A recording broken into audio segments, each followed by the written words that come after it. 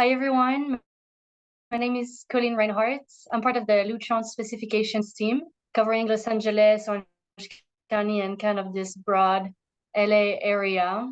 And I provide support to designers and specifiers on a range of projects when it comes to lighting controls, shading, and in some cases, lighting. So super pumped to be here today. And it's a topic that I'm very excited about. For the topic of today's discussion, sustainability is a topic that is widely discussed in the industry, but there is confusion on how to use today's technology to actually build sustainably. So that's really what we're going to cover today, and specifically how innovative lighting controls and shading solutions support sustainable building design. For today's learning objectives, we want to explore the elements of environmental sustainability in the context of the built environment, examine current building code standards and certifications, and analyze their relationship to sustainable building design. We want to explore the most sustainable design practices for lighting control and shading specifically, right? And then at the end, we'll review some case studies on how you can actually implement that. So, as a reminder, this course can give you CEU credits. The only thing you have to do to get that credit is go to www.lutron.com/sign-me-up, and you can enter the attendee code that's shown on the screen. It will be available for the next 2 to 3 days up until Monday, so you can do that on your own time. And I'll put that screen back up at the end if you need to take a screenshot, a picture, or anything like that. All right, so why are we talking about sustainability? There was a recent study from ThinkLab that showed that in the past 3 years, the number of specifiers that put sustainability as their top 3 considerations when it comes to specifying product doubled almost, right? It was multiplied by 1.9. So another recent survey actually also showed that 73% of specifiers will specify sustainable product even if it costs more. So that's a pretty interesting statistics, right? And I've already mentioned sustainability or sustainable several times, but what is it exactly? Now I'd like to just pick your minds a little bit, and if you can drop in the chat what you think is the definition of sustainability, or rather what sustainability means to you, and then we can continue the discussion. So don't be shy, just drop whatever assumptions or definitions you think relate to sustainability.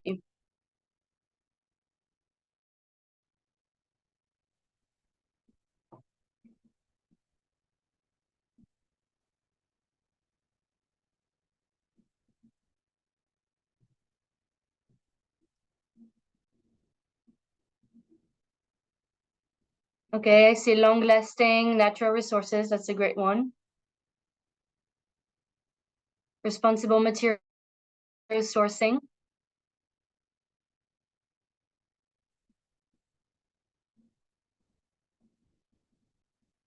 How Persians design their buildings. Okay. Low impact environments. Those are great, guys. And I'm glad to see the chat is working for everyone. So continue to drop them in. What we can discuss towards the end, but all of these answers are correct. There's really no right or wrong answer when it comes to asking what is sustainability. And just to give you an example, those are 2 definitions that were taken from the Merriam-Webster dictionary and from the United States Environmental Protection Agency, and they're not exactly the same, right? They differ, and that is okay because it can mean different things to different people. And in the context of the built environment, it can actually take even more meaning. In general, though, the widely accepted definition of sustainability really relies on 3 pillars: people, planet, profit. And the United Nations breaks it down even more into 3 categories that are related to those pillars. So social inclusion, environmental protection, and economic impact. Regardless of what you choose to call them, those three pillars are crucial and they need to be working together in order to really achieve sustainable development. In 1987, the Brundtland Report that was composed for the United Nations actually defined sustainability as a development that helps meet the needs of the present without compromising the ability of future generations to meet their own needs. So you can see how those three pillars or categories really need to be working together if you want to achieve sustainable development. So now that we have a holistic view of what it means, I'm actually going to hone in on a specific pillar, the planet pillar. And that's really going to be the topic of today's discussion. We're going to focus on environmental sustainability. Now, when you're looking at environmental sustainability of a product, there's really various pieces to the puzzle. There's how the product is made, how it is installed, how long does that product remains installed, how is it used, and then finally, how is it disposed of at the end. And it is challenging to find products that perform well in all of these categories. And we tend to focus on really the end, the beginning and the end, the production aspect and the materials used, and then how it is disposed of at the end. For today's discussion, I'm actually going to focus on the center part of that flowchart, the duration and usage, and that really relates to the building performance. So with regards to building performance, let's look at what our baseline is.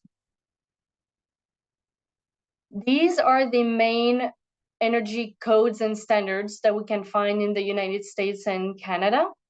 Title 24, which is specific to our dear California, one of the most stringent codes, and then building, which is specific to Canada.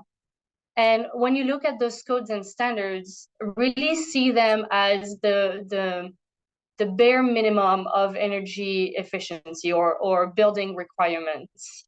And so when we're talking about sustainability, these are really our baseline to sustainability, sustainable design.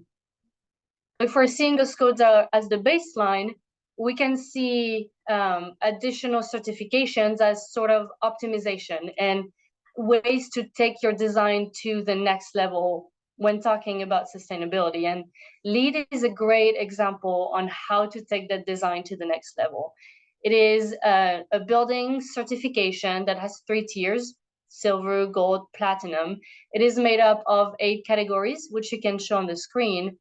And since today we're talking about lighting and shading, we can actually lighting and shading can actually play in a lot of those categories and earn you credits. Another example of an optimization would be the WELL building certification. That is very close to LEED in the idea that it has 3 tiers: silver, gold, platinum, and it is made up of 10 concepts in which you can have credits or gain points. One of those concepts is light, and it has 9 features, which you can see on the screen. The first 2 would be required, right? Things that you must have in order to gain that certifications. And the other features are optional. So you could or could not play in those features and earn more and more points to gain your certification. Now I called out the lighting feature here. But lighting and shading could play in other of the other concepts of the WELL buildings certification. And then finally, if you want to push that design even further and take even a closer step towards sustainable building design, you can look at individual certifications that relate either to the building or even the products themselves. I encourage you, if you're not familiar with those certifications, to ask questions or even look them up on your own, because they can really help you elevate your design. And some of them may actually gain you points towards LEED certification. All right, so we've reviewed the baseline for sustainable design, and we understand a little bit better what sustainability means, but how does that apply to lighting and shades? Let's consider global carbon emissions. Building operations is only second to industry in this piece of the pie, right? That makes up the global carbon emissions. And lighting actually plays in the building operations. One of the main problems that we face today is that we're over illuminating our buildings. So we're overusing the lighting energy to power our buildings. And that could mean, setting the levels a little bit higher at the beginning to account for the lumen depreciation towards the end, or maybe dust buildup on the fixtures, things like that. We tend to over illuminate as a safety feature, right? That to prevent for the future. Now, in this picture, there are a few things that could go wrong or could be seen as not optimizing your space completely.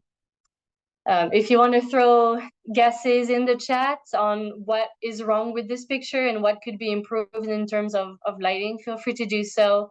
I see daylight control. Okay, very good. And really, there's a few pieces to it, right? So we're seeing a lot of daylight coming into the space, but where are the shades? Thank you, Michael. I see that you responded. So no shades. I don't see a daylight sensor. I don't see an occupancy sensor. Thank you, Alison.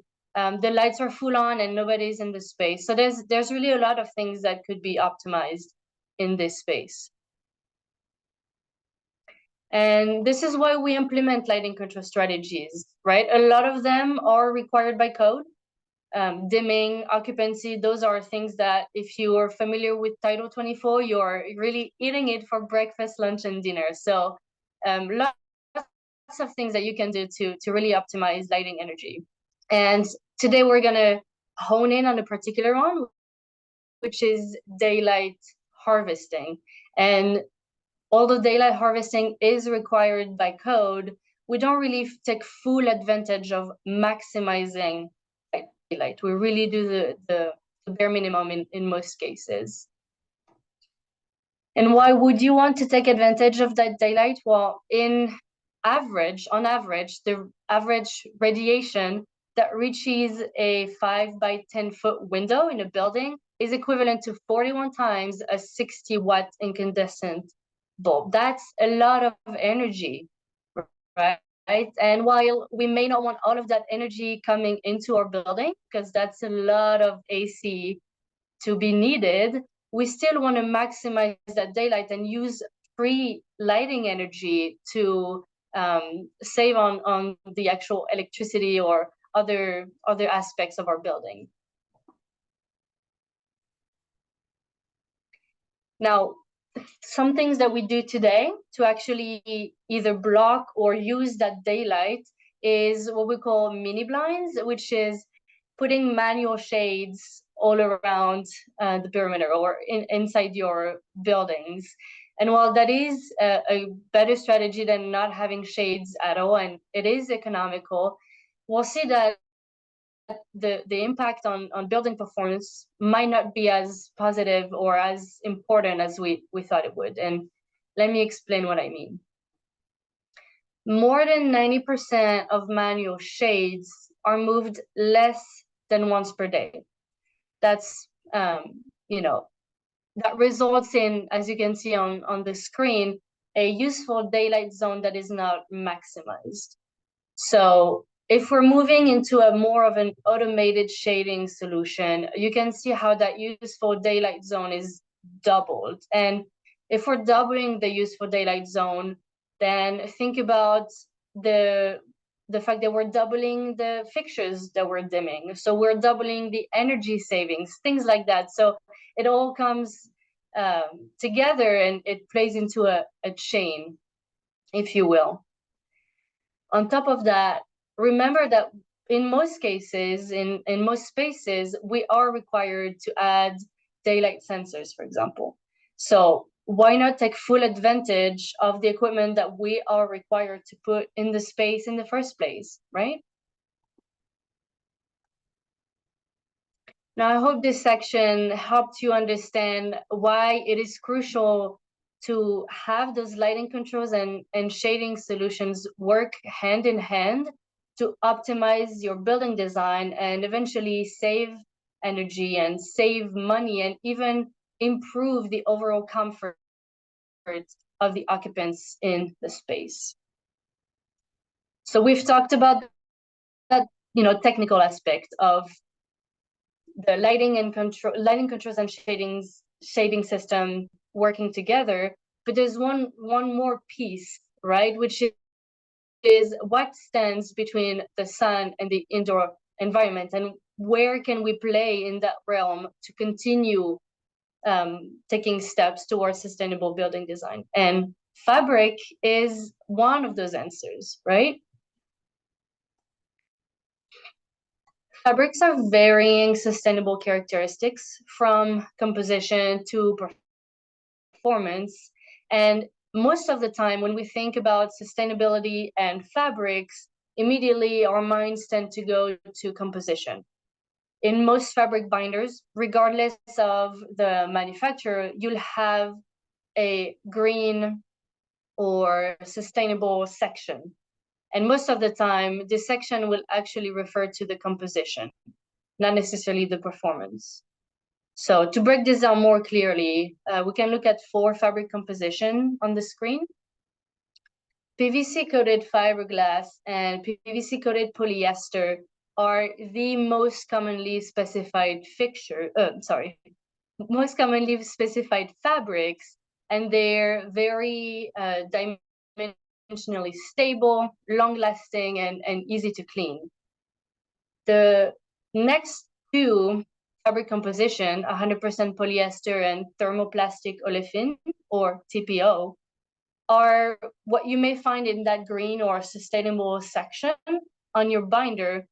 And although those 2 fabric composition may get you points in the LEED rating system, for example, you have to think about the project priorities and specific applications.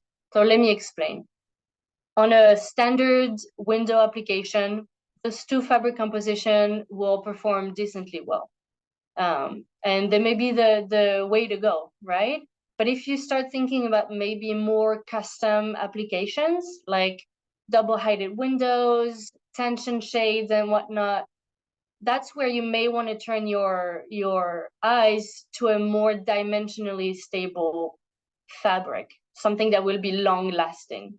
So that's always something to think about. It's not always looking at composition, but for performance also matters a lot when it comes to sustainable building design.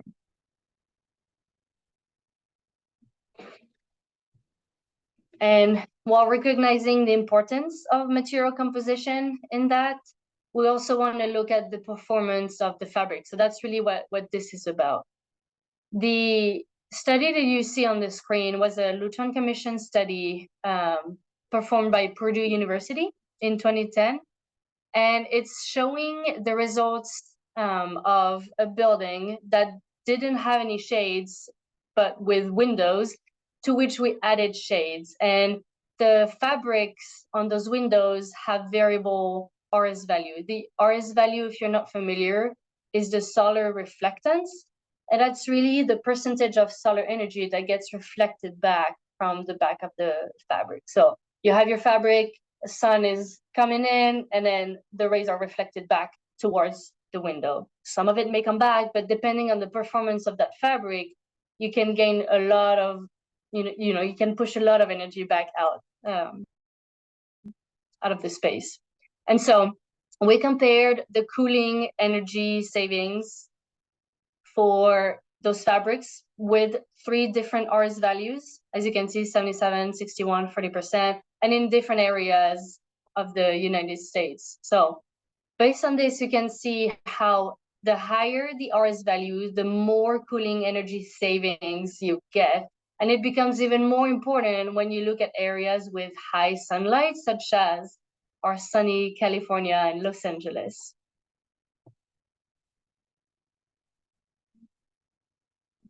All right, so now that we have a better understanding on how to optimize your building design using different aspects of modern technology,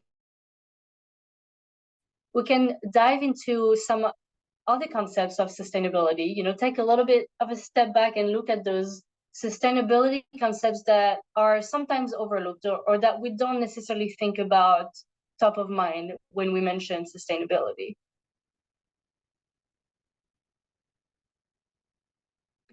When we think about designing for long life, immediately we think, okay, I have to put high quality materials that are going to last long.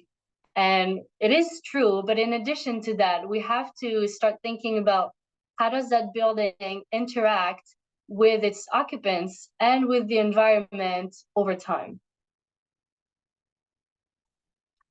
As we all have realized, especially during the COVID dark years, it is equally essential for building to be capable of easy, fast adaptation to other needs as it is for that building to be designed with high quality materials. So when we consider the lighting and shading systems, it can be very crucial to implement technology that can not only instantly, but also remotely change to fit immediate needs, right? And what if we could have that happen without the need for additional materials or personnel to come into the space? Think about the overall impact on the carbon footprint of the building.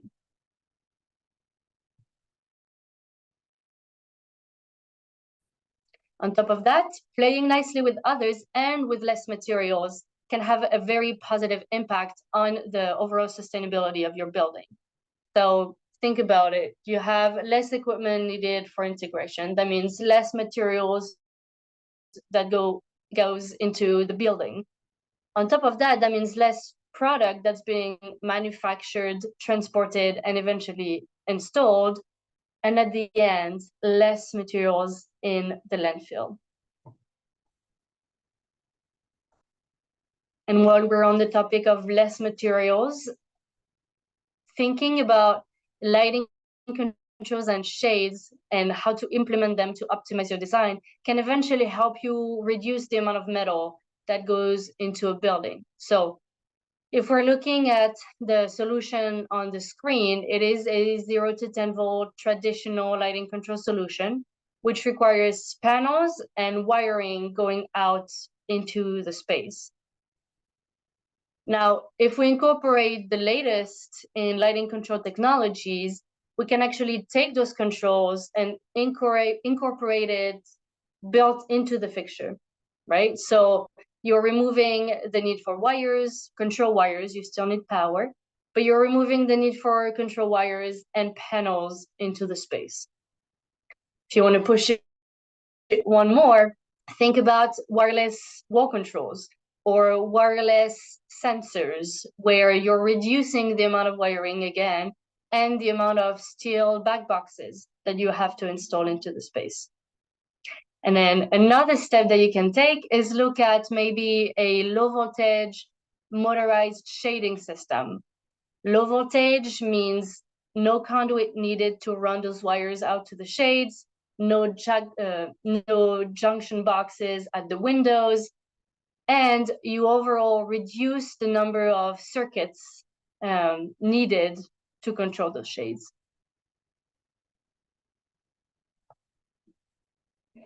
But to be, finally, to be genuinely sustainable, we need to make sure our design, our building can withstand the test of time and evolve with it. So for a building to be truly sustainable, it has to be able to evolve with the needs and with the time without, again, the need for additional equipment or people to come onto the site.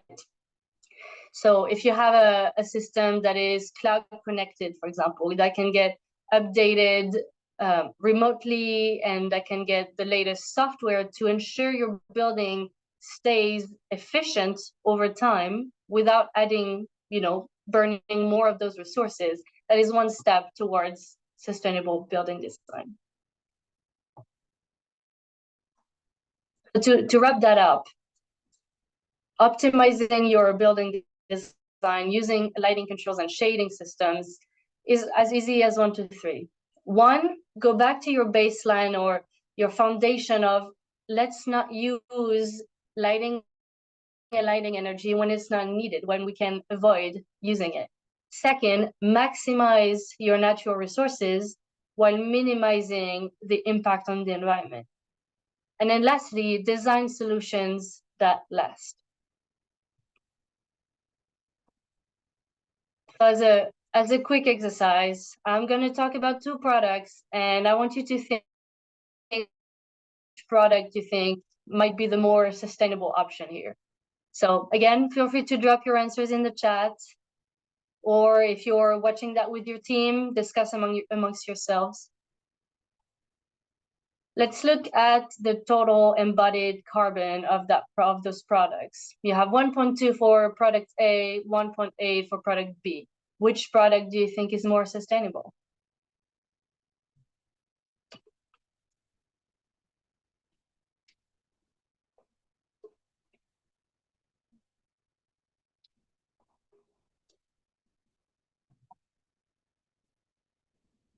I see a mix of responses. B, A is coming through. Okay, so it seems A is the majority. And right, if you have less embodied carbon, then you're thinking this has to be the most sustainable option. Now let's add another aspect of that product. Now, if I tell you the lifetime of the product A is 5 years versus 10 years for product B, does your answer change? For all of those that said A, do you go to B?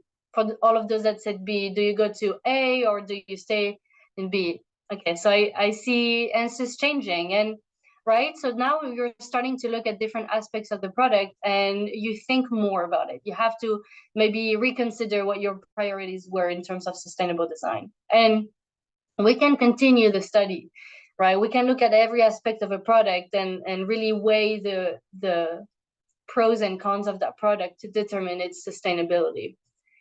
And to end that exercise, the goal really wasn't to pick one and say, okay, if you said B, you're right, that's the correct answer, but more so to help you understand that there's more than one choice that goes into calling something sustainable. And it is also the purpose of this presentation to help you think about other ways you can achieve sustainability.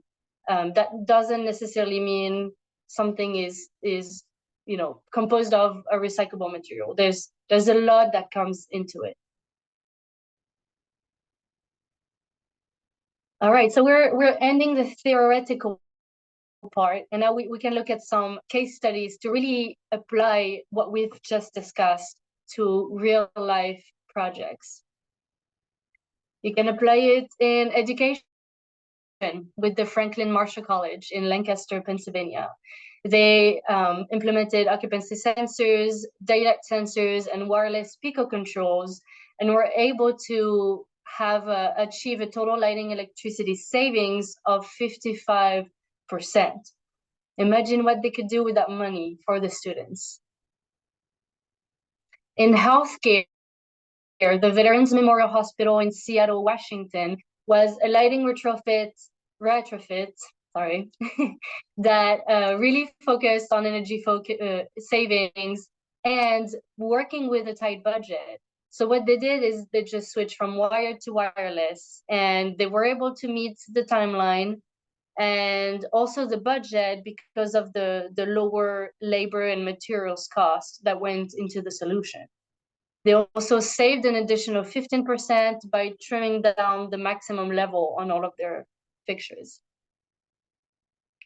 And we can continue looking at those, right? In hospitality, you could continue to offer a comfortable guest experience and avoid sacrificing it for energy savings. You can have the best of both worlds all in one solution. In commercial offices, you can actually implement some of those certifications or technologies that we just talked about in lighting and shading to gain points towards building certifications. 20 LEED credits for that project actually came from automated system for lighting and shades. And then think about maybe a food chain that could implement the same lighting control strategies across all of their stores and how much energy overall they would be saving. Same thing for residential, whether you're seeking out a certification or just looking for energy savings. And I'll leave all of you with this quote, which I think is great, from Robert Swan. The greatest threat to our planet is the belief that someone else will save it.